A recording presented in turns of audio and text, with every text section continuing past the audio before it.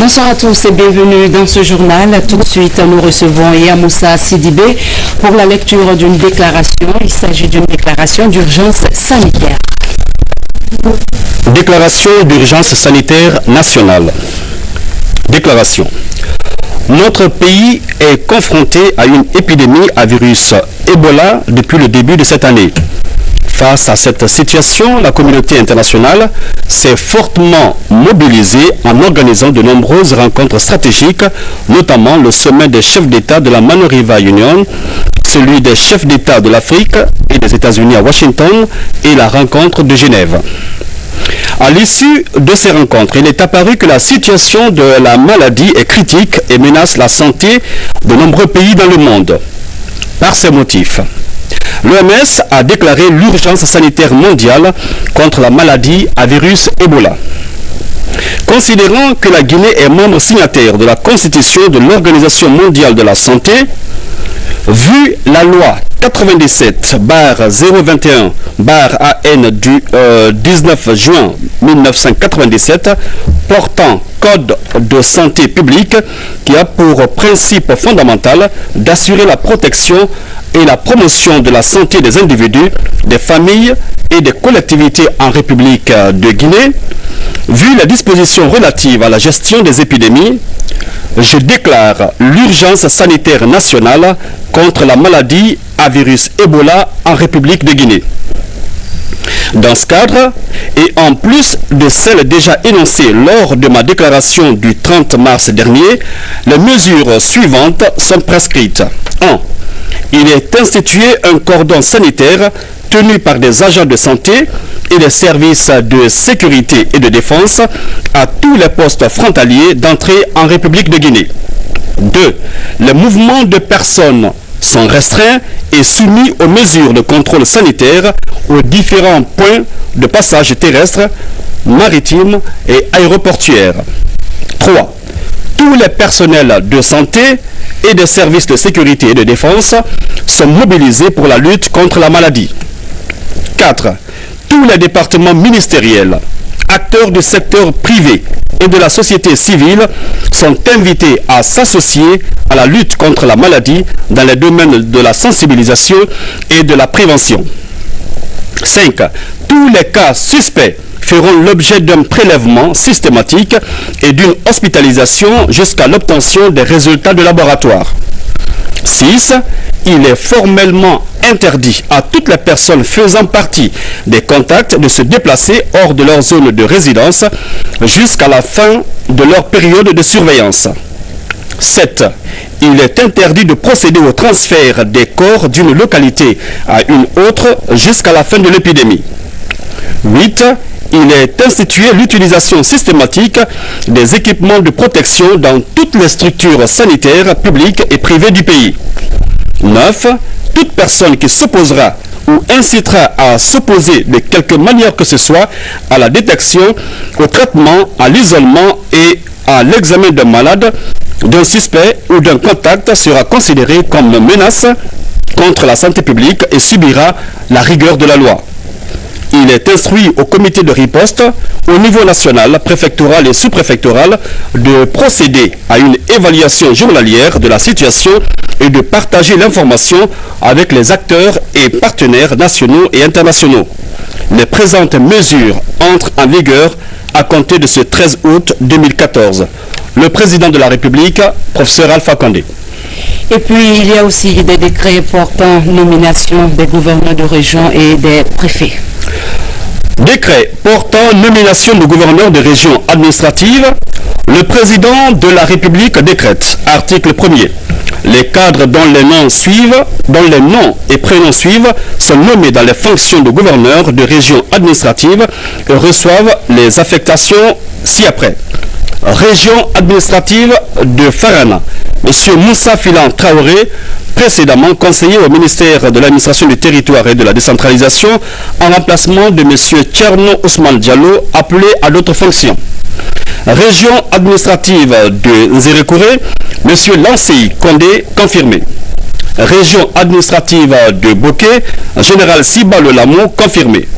Région administrative de Kindia, Madame Sarangbe Kamara, confirmé. Région administrative de Mamon, Monsieur Amadouri Diallo, confirmé. Région administrative de Labé, Monsieur Sadou Keita, confirmé.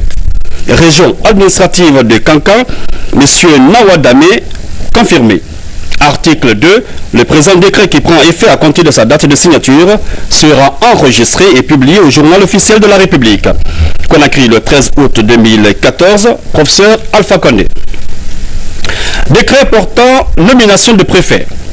Le président de la République décrète, article 1er, les cadres dont les noms suivent sont nommés dans les fonctions de préfet et reçoivent les affectations ci-après. Préfecture de Kindia, M. Mohamed Din Kamara, confirmé. Préfecture de Télémélé, M. Amara Lamine Souman, précédemment préfet de Bofa, en remplacement de M. Mouloukou Kamara, muté. Préfecture de Koya, commandant Abraman Keita, confirmé.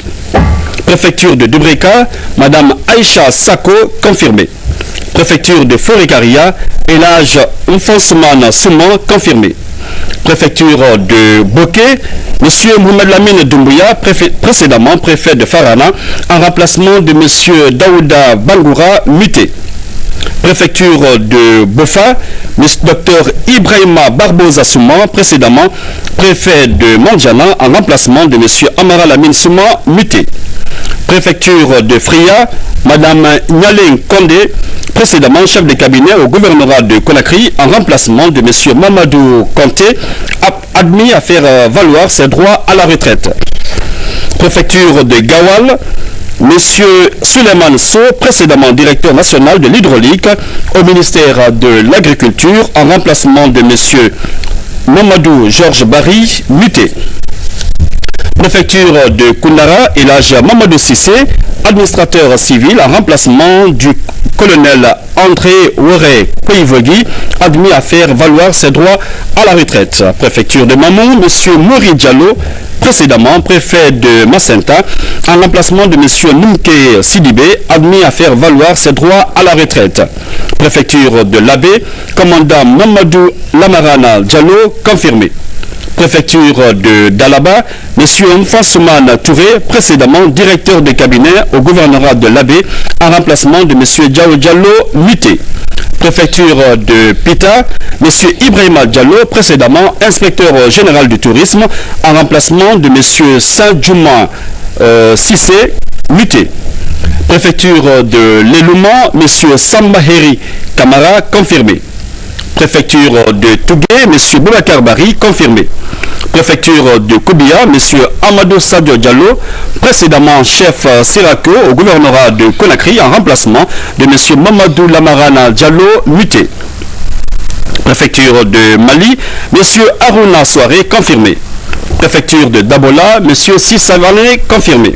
Préfecture de Dengirai, Elage Mouloukou Suleiman Kamara, précédemment préfet de Télémélé, en remplacement de M. Mamadou Kalé, muté. Préfecture de Farana, Mme Marie-Kenette Guilavogui, directrice d'orphelinat, en remplacement de M. Mohamed Lamine Doumbouya, muté. Préfecture de Kouroussa, M. Draman Kondé, confirmé. Préfecture de Kankan, M. Aboubakar Sidiki Kaba, confirmé. Préfecture de Sigiri, M. Cheikh Diallo, confirmé. Préfecture de Mandjana, M. Suleiman Keita, professeur à Kankan, en remplacement de Dr Ibrahima Barbosa Souma, muté. Préfecture de Kérouané, M. Ibrahima Fofana, précédemment secrétaire général de la commune de Kankan, en remplacement de M. Nankouman Sangaré, muté au ministère de l'administration du territoire et de la décentralisation. Préfecture de Kissidegou, M. Sébastien Toungara, confirmé. Préfecture de Gekedou, M. Mohamed Senk Keita, confirmé. Préfecture de Massanta, M. Pascal Dembadounou, précédemment secrétaire général des collectivités décentralisées à Boké, en remplacement de M. Mouri Diallo, muté. Préfecture de Nzérekouré, M. Aboubakar Mbop Kamara, confirmé. Préfecture de Youmou, M. Moustapha Fourmou Kondé, administrateur civil en service au ministère de l'administration du territoire et de la décentralisation, en remplacement de M. Jean-Smith Sandy, muté. Préfecture de Beila, M. Damou Kanté, confirmé. préfecture de Lola, M. Sayola Tolo, confirmé. Article 2, le présent décret qui prend effet à compter de sa date de signature sera enregistré et publié au journal officiel de la République.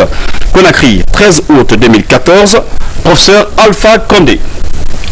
Lutte contre la fièvre Ebola, le président de la République multiplie les rencontres.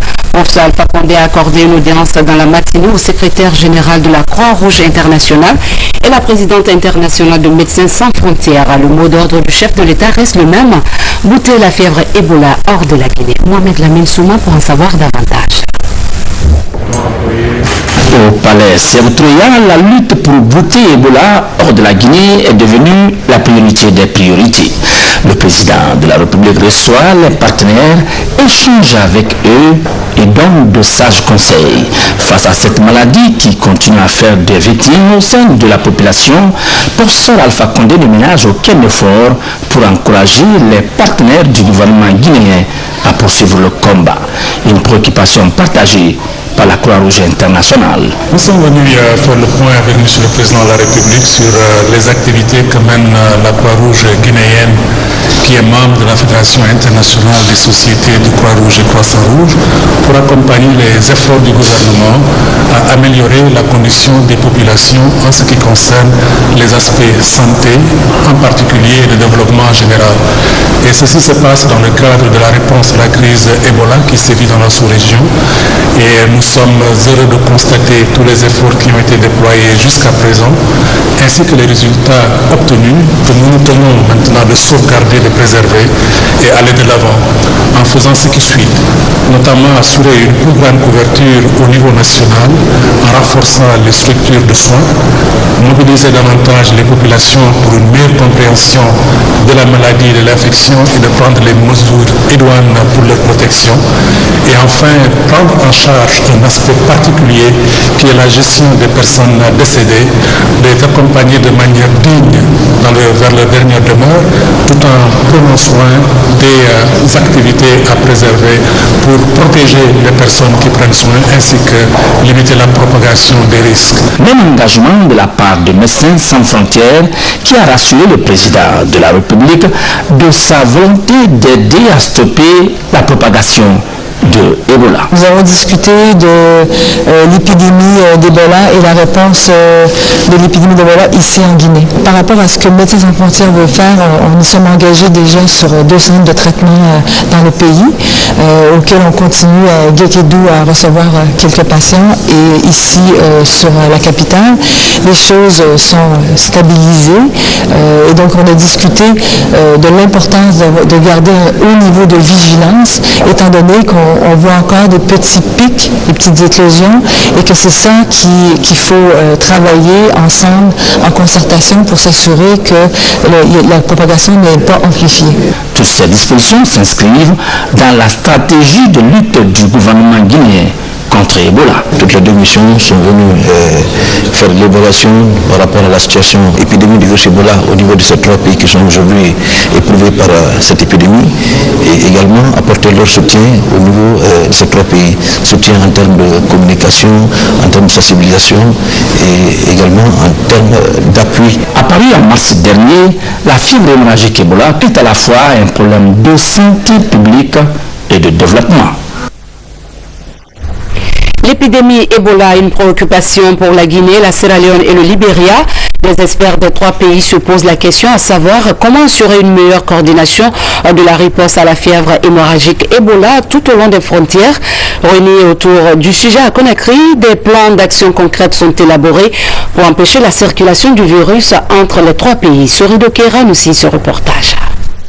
Ebola est désormais une urgence sanitaire en Afrique de l'Ouest. La Guinée, la Sierra Leone, le Libéria et le Nigeria sont les pays touchés. Plus de 1000 cas de décès sont notifiés à ce jour dans les 4 pays. Ces acteurs venus de la Guinée, du Libéria et de la Sierra Leone réfléchissent à une meilleure harmonisation des interventions transfrontalières de riposte au virus. C'est une initiative de la CEDEAO à travers son agence spécialisée en santé OAS, entendez Organisation Ouest-Africaine de la Santé. cet atelier a pour but surtout de mettre les responsables, les autorités sanitaires et administratives des 3 pays les plus concernés ensemble pour réfléchir à des actions pratiques synchronisées pour pouvoir arrêter la propagation de l'épidémie. De façon à ce que pendant qu'un pays est en train de mener certaines actions, l'autre pays ne soit pas en train de mener des contre-actions qui pourraient annuler les efforts de l'un. Well, I think it's a very important workshop and it's a cross-border activity. Cet atelier est une opportunité, n'est-ce pas, pour les 4 pays concernés, même si le Nigeria n'est pas présent, la Sierra Leone, le Libéria et la Guinée, de pouvoir partager les expériences, échanger sur les expériences et s'enrichir mutuellement les uns les autres sur les difficultés rencontrées, les solutions qui ont déjà pu être apportées. La réussite d'une telle initiative passe par la mise en place des actions concrètes de barrières sanitaires le long des frontières des 3 pays. L'expérience ayant démontré que la recrudescence de l'épidémie est essentiellement due au mouvement des populations entre les pays victimes. Nous cherchons à mettre en place les actions communes transfrontalières en vue d'endiguer de façon rapide cette épidémie qui aujourd'hui frappe ces 3 États. Cette rencontre de Conakry devrait donc permettre à chacun des 3 pays de s'inspirer de l'expérience de l'autre en matière de lutte contre la fièvre Ebola, une maladie qui mobilise la communauté internationale autour de l'Afrique de l'Ouest pour la victoire finale contre l'épidémie. Suivi et évaluation de la campagne agricole, la ministre de l'Agriculture vient de visiter les plantations de palmiers à huile de Sidi Touré. La démarche vise à répertorier toutes les difficultés des grands producteurs afin de les encourager à investir davantage dans l'agriculture. Fodi Camara nous en dit plus. Du général Lansana Conté à Kobayaraya, la mission de suivi et évaluation de la campagne agricole visite les plantations de palmiers à huile de Sidi Touré. Le but de cette opération est de faire des grands producteurs des locomotives du monde rural. Il s'agit pour le gouvernement, au niveau de toutes les filières, de mobiliser tous les maillons de la chaîne de production autour de la vision Guinée puissance agricole émergente à l'horizon 2025. Nous essayons d'identifier le long de notre parcours lorsque nous sortons faire le suivi de la campagne agricole, de répertorier tous ceux-là qui sont dans cette activité et notamment nous identifions les grands planteurs, ceux qui ont servi de locomotive, ceux qui ont servi de modèle, ceux qui ont servi de précurseurs. Et M. Sidi Touré fait partie de ceux-là. Vous avez dit que cette plantation a été installée en 94-95, l'installation a été terminée. C'était au tout début de la mise en place de certains grands périmètres. Ici, 3 difficultés freinent la productivité, le vol des régimes, le feu de brousse et le manque d'engrais spécifiques palmiers. Ça nous a fatigués, Madame le ministre. Nous espérons que votre arrivée sera un porte-bonheur pour cette plantation, et notamment dans les plantations voisinantes. Vous verrez dans les années à venir, enfin dans l'année, la campagne prochaine, votre préoccupation sera prise en compte par la commande, en tous les cas, d'engrais spécifiques palmiers, parce que vous êtes nombreux, vous êtes très nombreux à solliciter cet engrais. Mais si la demande ne nous est pas remontée, il nous est parfois difficile de l'inclure. Nous avons fait des achats d'engrais qui n'ont pas répondu forcément aux demandes. Donc aujourd'hui, nous sommes plutôt dans la démarche d'écouter les producteurs et de prendre en compte leurs préoccupations. Ici à Konon, à Bofa et Sangareko à Boké, sous plus de 400 hectares, des graines prégermées importées de la Côte d'Ivoire sont cultivées depuis les années 90. Précisément, la variété la plus sollicitée, le Ténéra, une variété très généreuse dont le taux d'huile oscille entre 32 à 45%. Parlons de la célébration du 56e anniversaire de l'indépendance de la Guinée à Mambo. Entre autres chantiers ouverts, la construction du nouveau marché. De nouveaux marchés et mosquées occupent une place majeure. De Mamou à Dalaba en passant par Pita, des marchés modernes sont en construction. Les femmes, premières bénéficiaires de ces lieux producteurs de revenus, ne cachent pas leur satisfaction. Abdul Karim Kamara, reportage. fortune le long des rues que les femmes prennent d'assaut chaque matin dans la région de Mamou. Dans le cadre des festivités de l'an 56 de l'indépendance, le gouvernement décide de délocaliser ces lieux de vente publique. De Mamou à Pita, en passant par Dalaba, la construction de nouveaux marchés qui seront couverts est en cours. Ces femmes qui tiennent à leur marché comme à la prunelle de leurs yeux sont aux anges et remercient le chef de l'État. On est content. Pourquoi ce qui Alpha Condé a fait, on ne croit pas qu'elle va faire. Donc on est derrière Alpha Condé. Le marché là, j'ai eu le problème, les gens m'ont insulté mon père, les gens ont pris les voitures pour me tuer ici. Si aujourd'hui, le marché est comme ça, on est derrière Alpha Condé. Dieu le paie. Ces marchés au nombre de 4 sont construits par les entreprises Advantage, le club immobilier et la guinéenne de l'entreprise. Partout où le ministre des Transports est passé, il a mis un accent particulier sur la nécessité de finir au plus vite les travaux. Les populations que j'ai rencontrées autour de ces chantiers sont satisfaites de ce qui se passe. Elles sont disposées à se mobiliser autour du président de la République pour accompagner ceci. C'est ce qui nous a été démontré tout à l'heure lorsque nous sommes passés au marché, où nous avons été envoyés par les femmes qui nous ont exprimé leur satisfaction, au président de la République, au gouvernement du professeur Alpha Condé. Depuis l'indépendance de la Guinée, les femmes n'ont jamais bénéficié de marché de la part d'un gouvernement à Mamouville. Au quartier Lopé 2, en plus du nouveau marché, les habitants souhaitent que le gouvernement de la Troisième République achève leur mosquée. Mobilisation des recettes du gouvernement, une épineuse question. Le président du conseil de ville a rencontré les administrateurs des marchés de la capitale. Au menu, faire le point de la situation financière des 8 mois écoulés, mais aussi procéder à la révision des contrats des boutiques en vue de faciliter le recouvrement des taxes. Le point avec Moussa Bangora. Le président du conseil de ville va en guerre contre les services de recouvrement des recettes du gouvernorat. Depuis 8 mois, aucune recette n'a été versée à la caisse. Plus de 2 milliards de francs guinéens de recettes sont à recouvrir au compte des marchés publics.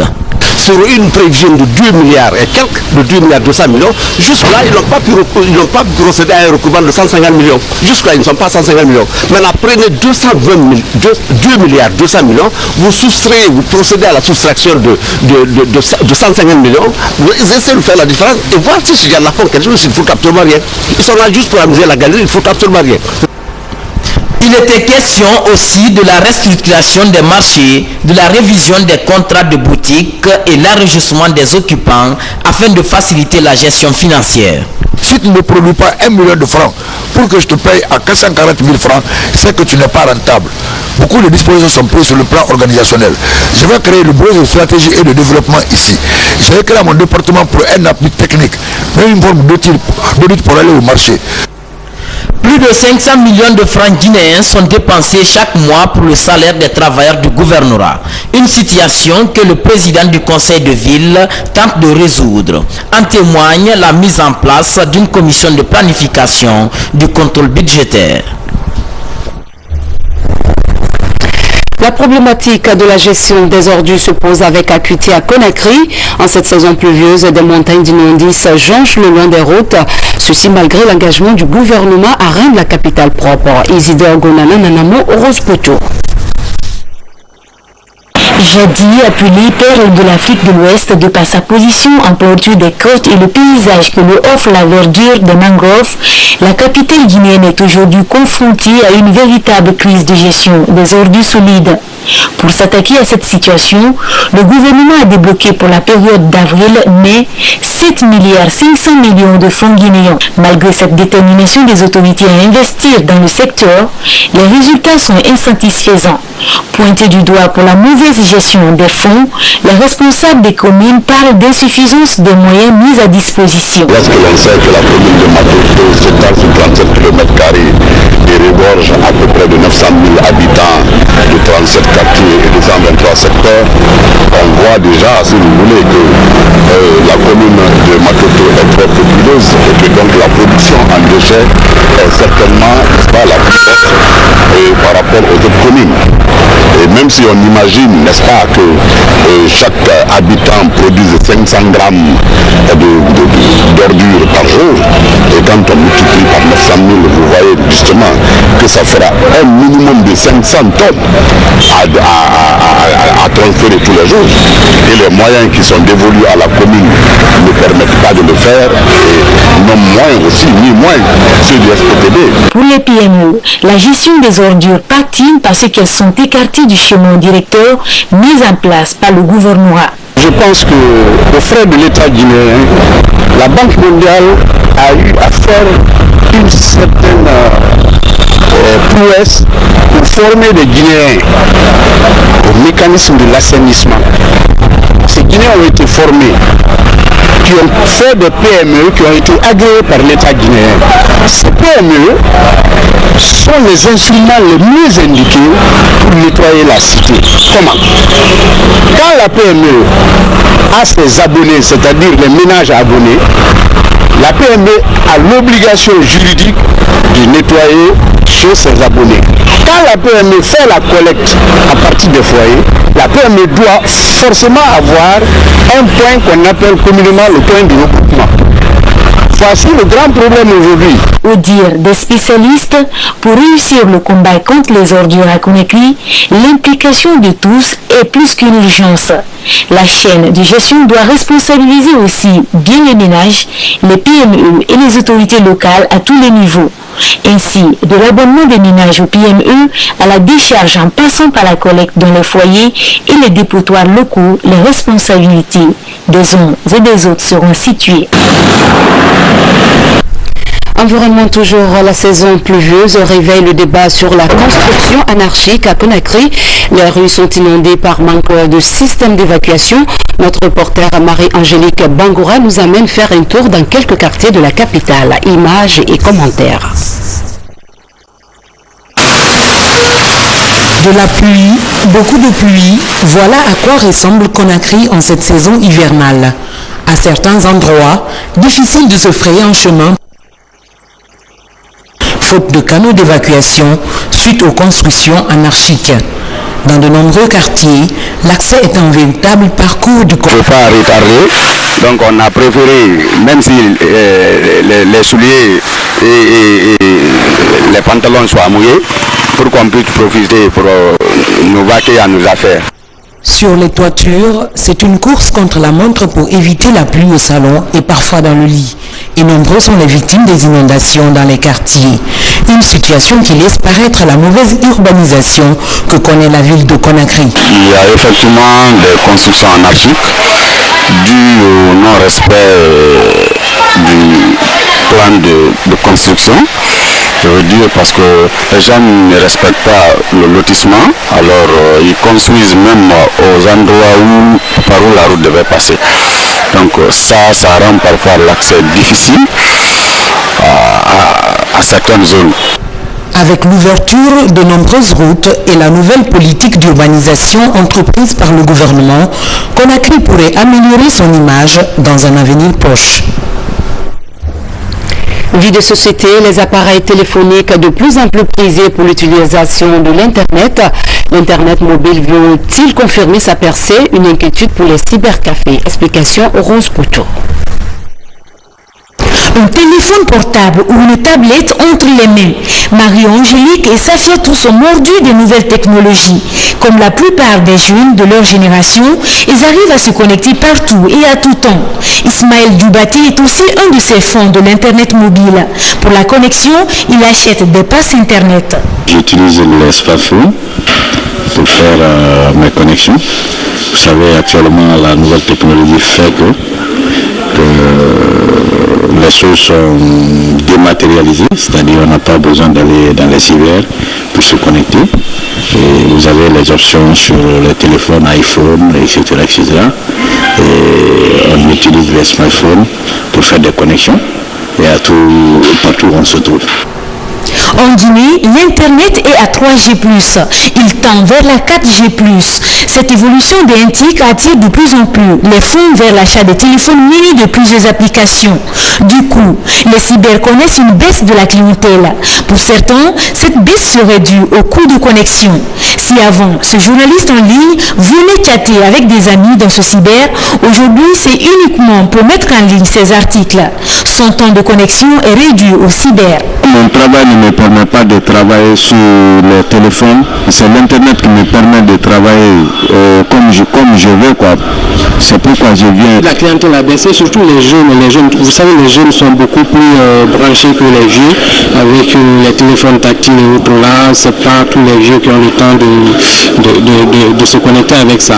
Donc les jeunes sont, les élèves, les étudiants, les jeunes, ça a baissé beaucoup.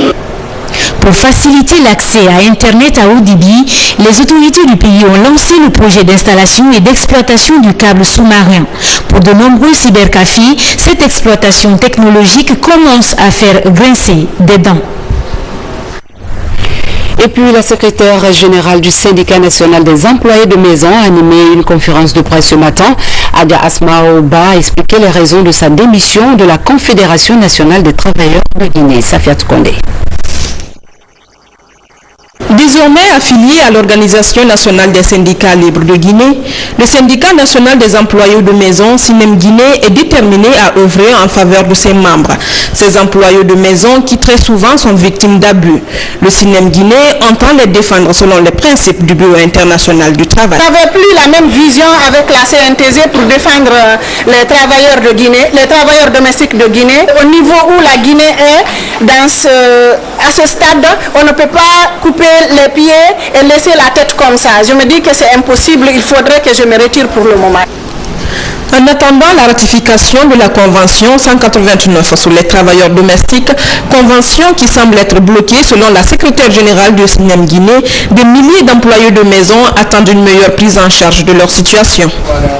C'est de continuer à sensibiliser non seulement les travailleurs et les employeurs, continuer à organiser ces travailleurs domestiques et les syndiqués pour que la Guinée continue toujours à aller de l'avant et continue toujours à défendre ces travailleurs qui ne sont pas reconnus. En Guinée, il existe 8 centrales syndicales. Chacune est libre de mettre en place un syndicat des employés de maison pour l'émergence de la liberté syndicale. Les populations de Télémélé soutiennent le programme de développement du chef de l'État et pour raison, la bonne gouvernance et l'exact opposé font foi de leur adhésion. Elles souhaitent la réélection du professeur Alpha Condé afin de renforcer les acquis démocratiques et aussi achever les grands chantiers de développement. Mikini Moussa Kamara, Adjatoubari, reportage. La préfecture de Télémélé, à cheval entre la région montagneuse et la Basse-Côte, a été le théâtre de ce carnaval de soutien aux actions du président de la République. La bonne gouvernance instantanée dans le pays est saluée par tous. Cette marée humaine souhaite la réélection du professeur Alpha Condé pour renforcer les acquis démocratiques et tous les grands chantiers de développement déjà ouverts. J'ai appelé toutes les populations de sortir soutenir le carnaval pour soutenir le professeur Alpha Condé pour les problèmes de développement de Télémélé. Les actions de développement à la base ont été initiées et poursuivies par le chef de l'État. Ça a commencé par d'abord l'adduction d'eau. Avant même qu'une mission ne se déplace pour venir certifier son adhésion aux idéaux principaux du chef de l'État, manifester d'abord par ce carnaval et faire comprendre à la Guinée, à l'opinion internationale que Télémélé a compris et que Télémélé suit le changement du professeur qui n'est d'ailleurs que positif. Après le carnaval sur la principale artère de la ville de Télémélé, population, autorités locales et les députés de la majorité parlementaire se retrouvent à la maison des jeunes pour débattre des questions de cohésion sociale et de développement local. La population est sortie massivement pour reconnaître au chef de l'État que ce qu'il est en train de faire est bénéfique à la Guinée et à la préfecture de Télémélé. Je demande aux fils de Télémélé d'être unis et de rester soudés et de voir l'avenir avec un sentiment favorable, puisque l'avenir avec le président de la République, je pense, est promoteur. Membre influent de l'opposition et sage écouté en raison de son franc-parler au Fouta Jalon, Elhadji Bayagi Diallo, séduit par les actions du président de la République, appelle les populations de Télimilé à se mobiliser aux côtés du chef de l'État, engagé à désenclaver Télimilé en lançant les travaux de bitumage de la route Kindia-Télimilé et Gawal. Et puis cette brève à la conférence de presse animée par le président de la République est favorablement appréciée dans les médias. L'Union de la presse libre de Guinée salue l'initiative et encourage la présidence de la République à continuer dans cette lancée afin de permettre à la presse de bien analyser l'actualité. Justement, sur notre chaîne, des journalistes internationaux et locaux vont se retrouver pour décrypter et exprimer leur impression après cette première conférence de presse du président Alpha Condé en Guinée. L'émission vous parviendra à partir de 23h30. Voilà, nous sommes au terme de cette édition. Merci à vous de l'avoir suivi et surtout restez avec nous pour la suite de nos programmes. Bonsoir à tous.